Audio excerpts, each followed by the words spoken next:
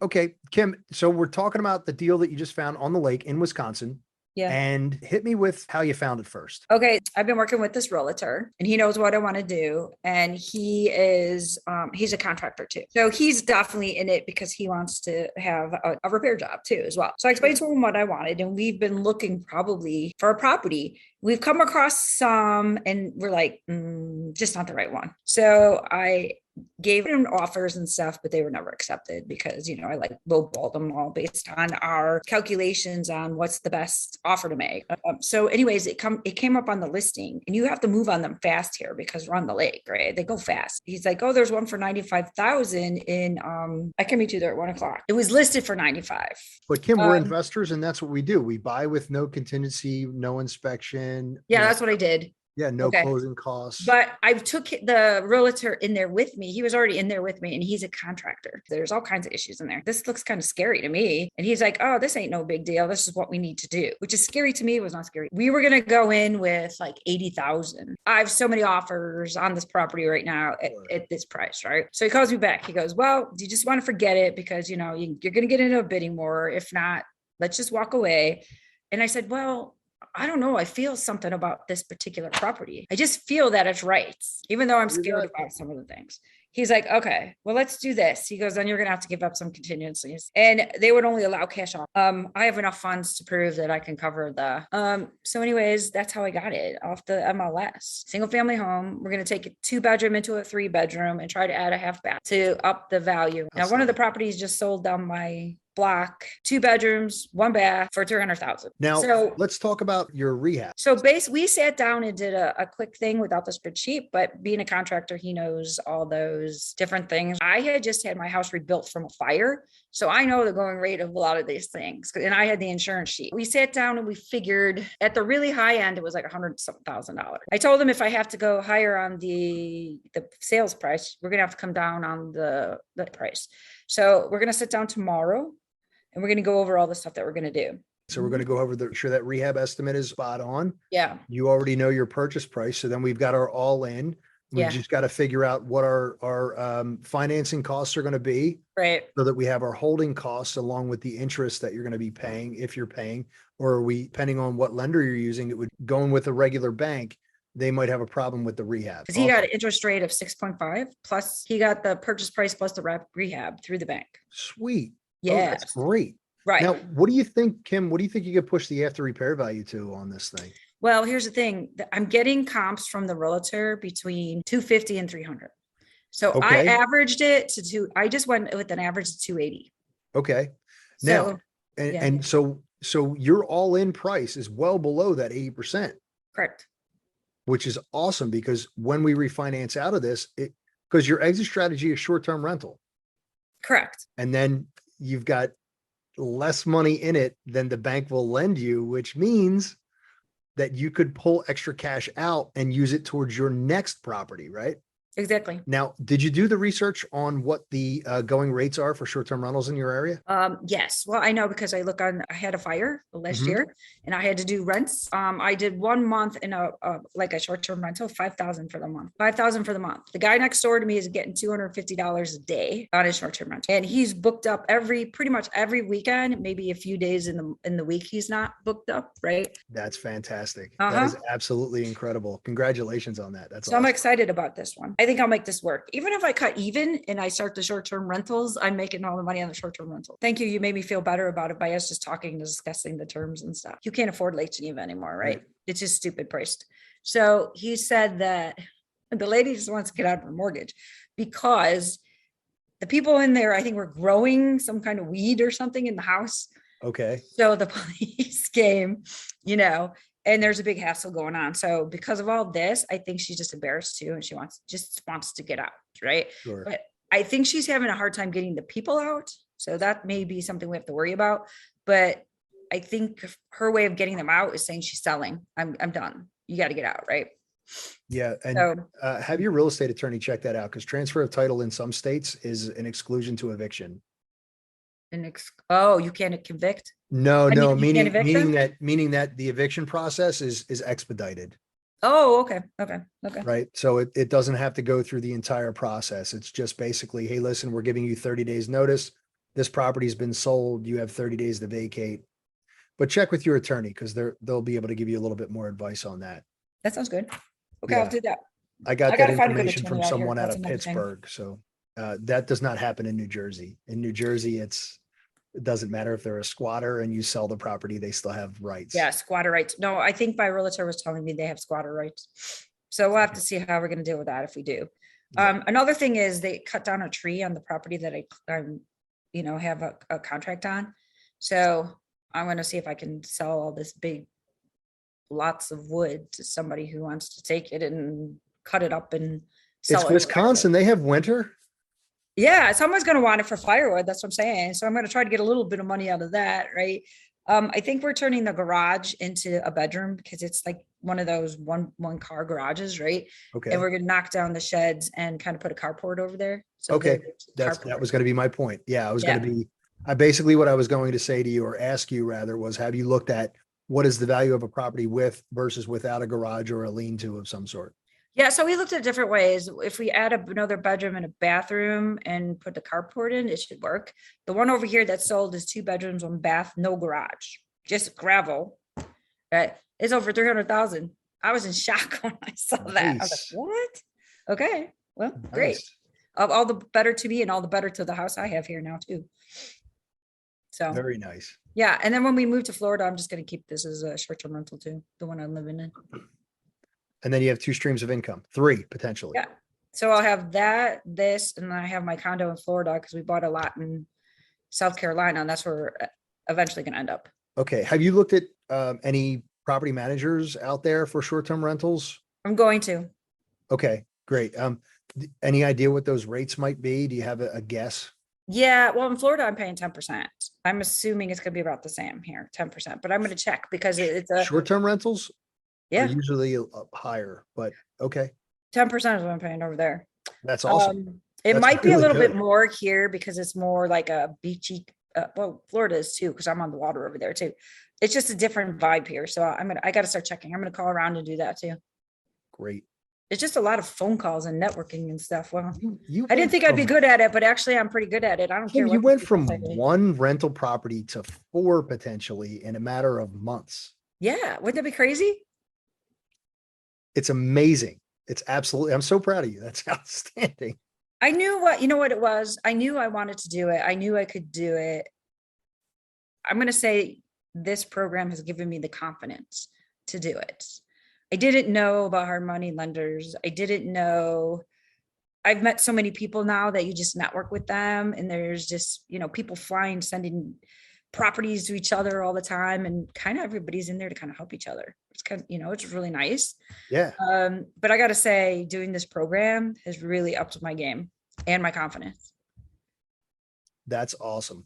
Yeah. Congratulations. I'm very happy. That's so awesome. I mean, I would have never known to do the things you tell me with the lists and the cold calls, all skip tracing, where to get that, I've seen those signs that say, we buy houses for cash. Yeah. I'm like, those things really work. Apparently they do. They do. In these Facebook groups, I see these people all the time saying, hey, I got a lead from my sign. I'm like, are you kidding me? And they're like, it's a divorce or something like that. Well, when you're desperate, right? Right. Yeah. That's exactly right. Yeah. So and you'd I'm be going to try to surprised. I keep telling Ryan, if we work out well on this one, that, we could become this people known as the people who come and fix things, right? The people just reach out to you. That's a conversation that I had today, Kim, was that, people get into this business thinking that it's going to be about money and it's only going to be about money. And then the first person that you're able to help out of a really bad situation, all of a sudden creates a momentum behind you, that knowing that you can actually do good for other people by getting them out of bad situations. Right. And everybody makes out on it. It's a win-win proposition. Well, it's about helping people. Yeah, exactly. Yeah. No, I'm helping this person get out of their dump, because if they did take I don't think they could have taken an offer with contingencies.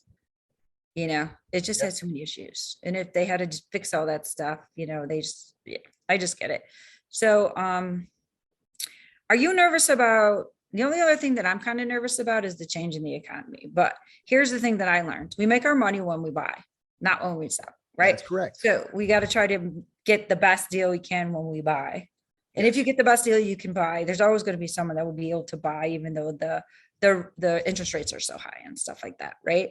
I just see reports though where there's more inventory again now, and the prices. I see a lot of them where the prices are going down. It depends on the area. Yeah. Yours, not so much. No, California, absolutely. Manhattan, the absolutely. prices are going down. Yeah. They're not in New Jersey. Really? Everybody's leaving Manhattan and coming over here, Yeah, that's true. That's right? true. Everybody's California, leaving, they're going to everybody's leaving Arizona. Manhattan and migrating south. Yeah. Same thing with California. Everyone, people are leaving California by droves and moving to Arizona, Nevada, Texas, New Mexico, and the prices there are going through the roof. So I saw this thing on Facebook the other day. I died laughing. It has a picture of Newsom in U-Haul, and it says the best salesman for U-Haul. that's great. I'm gonna have to edit that part out. I'm gonna have to I edit laugh that part so out. okay, but I had to laugh. Because that's awesome. And you and I have the same political views. So I fully agree on that. Yeah, but even if you don't have that political view, it's funny because people are leaving like crazy, regardless of what political view it is. The fact that he came out with an advertisement against Abbott and against DeSantis, and I just found it hysterical that he was given a what was it, the Board of Education, that they gave him an award for education. Yeah. And California is consistently one of the worst schools they're like one of the lowest for literacy. Yeah. They're one of the lowest in mathematics and science scores. So I just found it hysterical that, and then now you have Washington, DC, the district complaining that they're unable to care for all of the migrants that are coming in because the governor of Texas just catches them at the border, yeah, I know. puts them on a bus and sends them to the DC, sends them to the Capitol. I love it. Okay, guys. Well, we've been dealing with this for decades now. You can deal with it until you close the borders. Exactly. Yeah. So now the mayor of Washington, DC came out the other day pleading with Congress to help. Oh, and she was the one that wants to she's got a sanctuary Washington, city DC to a state, right? Yeah. She wants to turn it into a state, and they're a sanctuary city. Congratulations on your stupidity. Well, I don't think she wants to do that anymore. No, I don't know. I don't believe so. She just wants free money at this point. Yeah. So, all I can say is vote. Yeah. Right. Yeah, exactly. So that's my story so far. I really need to, I kind of took it easy this summer because this is the first break I've had in 25 years from work, right? So I kind of took it easy this summer. So I'm going to start now working the lists. Okay. And figuring out what to do with the lists and trying to get other properties that way. But because you did say before that, not a lot of wholesalers, not a lot of, the prices aren't going down here. Not a lot of listings. I'm working the MLS pretty well. I'm networking with people all over, telling them what I'm doing and stuff. So that's the approach I'm taking. 99% of this job, of this business, is about networking. Yeah, it's not about swinging a hammer. People think that it's all about, I got to buy the house, I got to fix the house, then I got to sell the house. It's not that at all. It's having the right people on your team to support you. Right. And I'll give David Green the Fab Four, I think he called them, which is an attorney, a contractor, an agent, and a property manager. If you're into rentals, they're your four, especially if you're long distance investing. But even if you're right down the street, having those four people in your corner is awesome. Where do you find them? REA's, Facebook Marketplace, Facebook Messenger, all of those, the Facebook groups that we got you to sign up for in the beginning of this. So I'm going to start calling some property management people around here. Yeah. And that way I figured I'll meet more investors too. Yeah. Absolutely. Mm-hmm. Well, you can get all of those contacts. You can get them from a really good quality property manager. Yeah, that's what I figured. So the other group I was in, they suggested that I do that too. They said, if you're looking for investors or wholesalers, they're telling me I was having a hard time finding them here. Mm-hmm. They're like, just call your property manager because they're getting properties from these people. So they know the contacts. Yeah, exactly. Yeah. So I was like, good suggestion. So I got to get going on that too. Great. Mhm. Kim, you may have just become my first podcast guest. Really? Yeah. Yeah. It sounds like it. Okay. That's awesome. Yeah. Cool. So let me just do this then. All right. Mhm. So let's talk about this Yep. because there are 4 questions that I'm going to ask you that can help someone else Mhm. starting out to achieve heights. Right? Okay. These are called the soaring 4. Yep. So what do you use for motivation? What do I use for motivation? Yeah. Okay. So I joined a bunch of Facebook groups and reading what other or seeing what other people are doing, right? And it's really not that hard. Once you get into your process, it's not that hard at all. It's just finding your process, which I have found through your help. You've helped me a lot, right? The motivation is I'm a motivated person, but watching other people do it, and it's just like, why can't I do this? Right. So other people is what motivate me. Right. Outstanding. Mhm. Yeah. So if anyone else can do it, why can't I? Exactly. Perfect. Okay. What is one thing that you learned during this trip that has completely changed your mindset? Using other people's money, it's completely changed my mindset.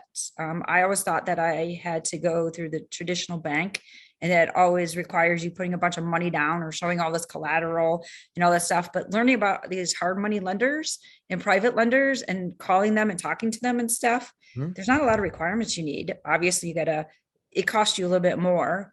But if you're somebody that doesn't have good credit or doesn't have a job or whatever, you could actually get money lended to you. If you have a property, you can prove the cost of the property, what you're going to put into the property. They seem to give you the money, which Awesome. shocks me. Right. But it's great because if a bank may not give you money in 30 days. So my plan is to use the hard money lender and then refi into a normal mortgage, I guess you would call it, normal meaning through a bank with a lower interest rate.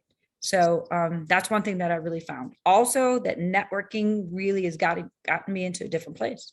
I didn't realize just being in these Facebook groups, talking to you and this is my mentor and all that stuff, getting me to go out there and talk to other people. You guys gave me the confidence to do that. I didn't think I would be able to do that before, but just giving me scripts and saying, hey, this is how you go about it. It's really made me a different person, made me more confident. Outstanding. Awesome. Is there one particular tool that you find that helps keep you on track? Yes, the deal analyzer for sure. Actually, like all the calculations that I've been given, the easy calculations plus the ones where they're more detailed, the deal analyzer gave me the confidence to go out and make a offer. Because one thing I was struggling with, I would see these properties. I'm Mhm. just like, I don't know what to offer. How do I offer? What do I do? How do I get in there? And don't be embarrassed with my offer and stuff too, right? So the deal analyzer made me realize what's the ultimate offer you can give and still make a reasonable amount of profit in the time that you put into it. So definitely the deal analyzer and all the calculations, like the 1% rule, the ARV times 70% rule, those kind of things has really changed my world. Awesome. Great. And if you had to start over, Mhm. where would you do it? How would you do it? If I had to start over, how would Mhm. I would have started a long time ago. Yeah. I would have found myself a mentor a long time ago. I got to say, I did read what's his name? Dean Grossi. What's his last name? The guy, he's a realtor. He's always a real estate guy. He's always with Tony Robbins. I forget his name. I read his book. I read, God, this guy a long time ago. I read his book. It has all the same philosophy, but because I was reading it and not having the help to do it, or actually someone working beside me to give me the confidence to do it, I would have started a long time ago. So I regret not starting a long time ago. Awesome. Mhm. I really appreciate that. Thank you very much for answering those questions. I really appreciate it. For Yeah, sure. that's I'm so proud. I'm so proud of you. I'm so happy for you to get this deal finally out of the way, and then immediately get hit again with another deal, and then that's amazing. And then Well, when you're there's going to be a moving, lot of lessons learned out of this rehab, I'm sure, for oh, me. always, So always, right? I think I conquered the making the offer, being more confident about that, figuring out what the values are, what the profit is you need, how much time you should put in, where you can get the money, who to reach out, who to network with and stuff. The lists, I'm working on the lists, and I know there's a whole bunch of other lists like foreclosures. Mhm. Well, we have those stuff, but then there's probate ones, there's the auctions and all that stuff that I haven't even attempted yet. But once I get familiar with it, I'll reach out to that as well. And like you said, this is a marathon, not a sprint. Exactly. So every day, because I was working full time and I have to go back to work because I need money. I don't want to spend all my savings and stuff. So I'm just going to put a certain amount of time in each day to get me there. And it's a marathon, not a sprint. So I'm not going to I'm going to give myself grace instead of being, oh, you didn't do this, you didn't do that. Mhm. It seems like it's all falling into place. I got to say, from the first day when we started talking, I had no fucking clue. Sorry for It's that. okay. That's I all had right. no clue what I was doing. I was like, oh my God, how am I going to get to this place that I need to be more confident, put these offers in and stuff. And you kept saying, just put in offers, just put in offers. And I got to my place where I just said, I'm just going to go put in offers. And I did. I got to say, the first couple ones I didn't. Right. If you do the Okay. math and you Yeah. take your time is valuable. Right. You've done the work, put in the offer. The worst thing that can happen is they say no. And then you're exactly where you were if you didn't put in the offer. 100% of the shots that you don't take have no chance of going in the net. Wayne Gretzky. Exactly. So we looked at another one over here that I was like, it's way overpriced. And we talked about it, my realtor and I, and I'm like, I would just go 65, 70 because it's listed like 175. Well, he sent me the listing this week and he's like, look at that. It's going down in price. I'm like, yeah, because no one's going to bid on it at that price. This guy started working on it. It's like a third done, but half of the stuff he did was like DIY and it was bad. So there were stairwells that he put in for down the basement and up to the second floor. I've never seen stairs go past the wall. Like, the legs for the stairs, how it starts going up, they're past the wall. They're past the wall or the opening. My realtor and I looked at each other. He's like, what is that? I'm like, I don't know, but I've never seen anything like that before. He's like, yeah, I got a guy that does stairs really well. He's a little expensive, but he rocks them out.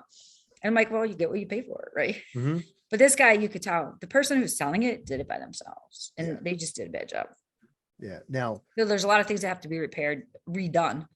Out by you, because I know in Houston, it's kind of the Wild West when it comes to zoning and inspections, but out by you, would that be inspected and would it pass a certificate of occupancy? Yeah. So I asked the realtor to go back to the other guy and say, what issues have you had with permitting? Because we looked at this stuff and I'm like, some of this stuff is not going to pass permits, right? Yeah. So they think that they're going to get this price, but these are not going to pass permits. And even if, they may have already tried and there is these issues. I said, can you call the county or whatever to see if they had any denials, right? Because then we'll know. So that's another one that we could eventually go back to. But his recommendation is, and I kind of think it's good because I could have went in there and said 65 and they want 175, right? They say no for the first time around. Sure. He's like, let's let it sit there for a little bit. He said, if it keeps going down, we'll just go in there with a crazy offer. He says, because if you do it right away, when it's first on the market, you insult them. They get insulted and there's no way they're going to take your offer, right? He's like, so let's just wait a little bit. So we've been kind of like going back and asking questions and stuff kind of slowly. So we'll see. That one goes more down, then I'll just go back in with my goofy offer. It's amazing what happens, right? Mm-hmm. And it's amazing how some buyers or some sellers rather will lock in and put an anchor down that is just not reasonable. Yeah. Like there's a house in Trenton right now that is currently on the market for $275,000. And I had offered, now the agent is the seller. Mm-hmm. The broker is the seller. Oh. The contractor is the seller. Okay. And it's been on the market for almost 100 days. I made him an offer back in the day because it was a cold call. And he said he had 2 properties and I was all about it. Beautiful Victorian right next to a beautiful colonial. They're both 2,800 and 3,200 square feet. They're huge and they're in the historic district and they're both built in the late 1800s. Mm-hmm. They need a lot of work. And I would have been more than happy to pick them both up for 300. Instead, he locked in at 225 and said, once I throw a coat of paint on this thing, I'm not going to have a problem getting 270. Well, it's been listed for 100 days at 270 with no movement whatsoever. no movement whatsoever. Yeah. So like you said, though, if they get desperate enough, they'll come back to you. Exactly. Accept your offer. And that's what he did. He sent me a text message. Hey, just want to Oh. let you know the house is on the market. Sure it is. Mike, the offer is now 165. We were at 172. Oh, The yeah. offer is now 162 or 165 because my guys have been looking at this property and you led us on for over a month and wasted a bunch of time and I had to pay people. So yeah. Exactly. So I gotta say, it's like almost like I'm having fun now. Before it was frustrating because, like you said, it was getting the first property and feeling comfortable with the first property. So there's probably more I could have had. It's just I wasn't comfortable yet being my first. And then it finally That's came okay. up. I got a the single family home, a ranch, in that area that I wanted to get a place. And it's close to the lake where I know I could do short-term rentals if it doesn't sell, whatever, right? So I was like, yeah, this is it. And then once I just got the confidence to do now I'm like, okay, what's the next one? For the first 4 calls, I watched you pull your hair out. Mm-hmm. Literally nervous about everything. I was. And now it's like I'm talking to a seasoned veteran who went from nothing to 4. Yeah. I wouldn't have done this at all. I'm telling you, if I didn't join this group and have you to talk to. I mean, even like, the few texts that we've had back and forth just made me feel better. Because once I signed those papers, I'm like, oh boy, now I'm in it. Yeah, I think our last text exchange was something to the effect of, hey, I found a property and this is what I'm looking at and I don't know what to do and I'm going to make the offer. But I think I'm going to make the offer. Right. But I'm going to just make the offer. Okay, thanks. I think I have the confidence to go make the offer. Yeah. I sent the emoji poop because I was like pooping in my pants. But now that it's been going for a couple of days, I've been back and forth talking to my contractor, who's the realtor, right? Back and forth about what we're going to do. And he's like, I'm so excited about this. And it's really helped me a lot. So I'm good. Make sure you're on that. I will not be on the Wednesday call tonight. Make sure you're on that Wednesday call. Please make sure that you put this out as a win. Let everybody know that you're doing very well. Okay. Okay. It's not bragging if it's true. It is true. And I'm not bragging. And what the thing is, other people need to hear it because me listening to other people's telling their story is what kept me going. Yeah. Right. And there are a lot of students who do not put out that they have small victories, moderate victories, or get to the finish line on a property. They don't do it. They don't put it in the Facebook page. They don't put it in the webinars. They don't put it on the boot camps. Okay.